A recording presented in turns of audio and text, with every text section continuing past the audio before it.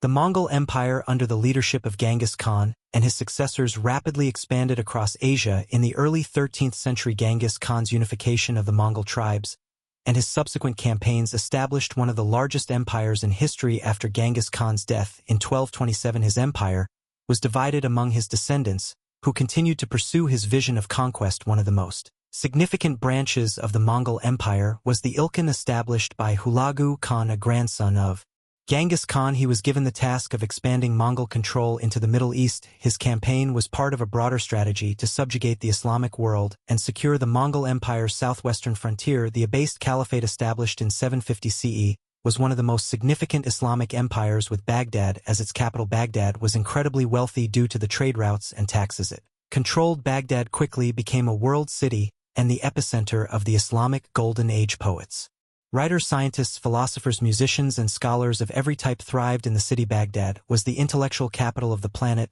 but by the 13th century, however, the Abbasid Caliphate had declined significantly. The CFF's authority was largely ceremonial, with real power offered lying in the hands of military leaders and regional governors. California al-Mustasim, who ruled at the time of the Mongol threat, was faced with a deteriorating political situation. His leadership was weak and he struggled to muster the necessary resources and alliances to defend Baghdad. A problematic state for the Mongols was the Order of Assassins in the Elba Mountains. This secretive Nari Ismaili state had killed Mongol commanders during the 1240s and had allegedly dispatched 400 assassins to the Mongol capital Karakorum to kill the Khan himself. Hulagu was dispatched westwards to destroy the assassins and to ensure the submission of the Abbasid CFFs. For this task, he was assigned one if of the empire's manpower, a force of perhaps some 200,000 men. The force contained troops from Armenia, 1,000-strong corps of military engineers led by Goan from China, auxiliaries from all over the empire, and generals from all the branches of the Mongol imperial family. Because of the size of his force,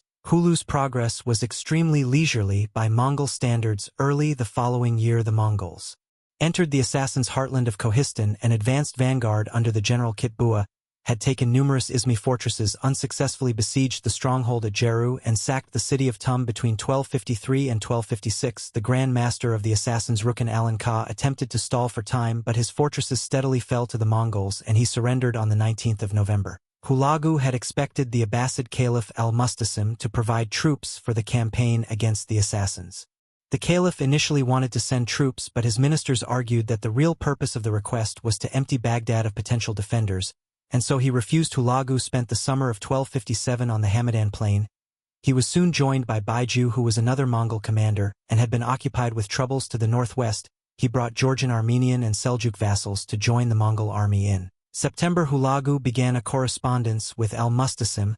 His first message demanded that the Caliph dismantle Baghdad's defenses and send his three principal ministers, the vizier, the commander of the soldiers, and the dawat, who was responsible for tax and harvest collection and the mastering of soldiers. Al-Mustasim replied to Hulagu's letter, called the Mongol leader young and ignorant, and presented himself as able to summon armies from all of Islam. In addition to this, Hulagu request was denied, and three less important officials were sent instead. All of this was accompanied with disrespectful behavior towards Hulagu's envoy. A further exchange of letters brought no progress. Losing patience, Hulagu consulted his advisors on the practicalities of attacking Baghdad. Hulagu reached the eastern suburbs of Baghdad on the 22nd of January. The Mongols then began the Siege of Baghdad by constructing fortifications around the city. At this point in history, the walls of Baghdad were in disrepair, and the garrison, some 50,000 men, were untrained and largely incapable. Despite these weaknesses, Hulagu meticulously planned his operations to cover all eventualities. The Mongol forces attached messages to arrows that were shot into the city. These messages contained guarantees of safety for Christians, certain Muslim figures,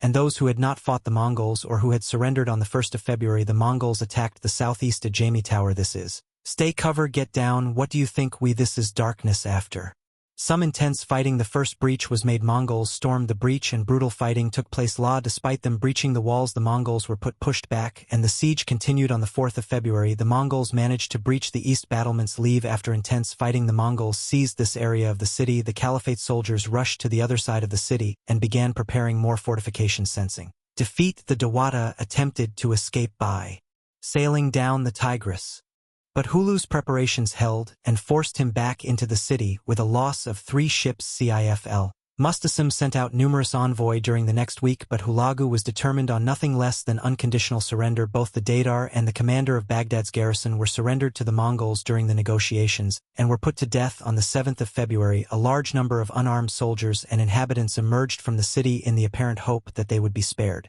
and allowed to settle in Syria. Instead, they would divide it into groups and executed on the 10th of February. Al-Mustasim surrendered after sending out an embassy that secured guarantees of safety for his family. Al-Mustasim left the city with 3,000 dignitaries. Hulu asked Al-Mustasim to order the popular propulsion of the city to leave the city after laying their weapons down. Those who obeyed were slaughtered. 3 days later, the sack of Baghdad began. The city had approximately 1 million residents, and the army massacred most of them. It was a horrendous act that in one fell swoop brought an end to the Islamic Golden Age. The sack led to the destruction of countless manuscripts and books, resulting in an immense loss of knowledge. The House of Wisdom, an iconic institution of learning, was obliterated. Scholars, scientists, and poets either perished or fled, leading to a significant intellectual vacuum in the region. Christians and merchants who traded with the Mongols were spared.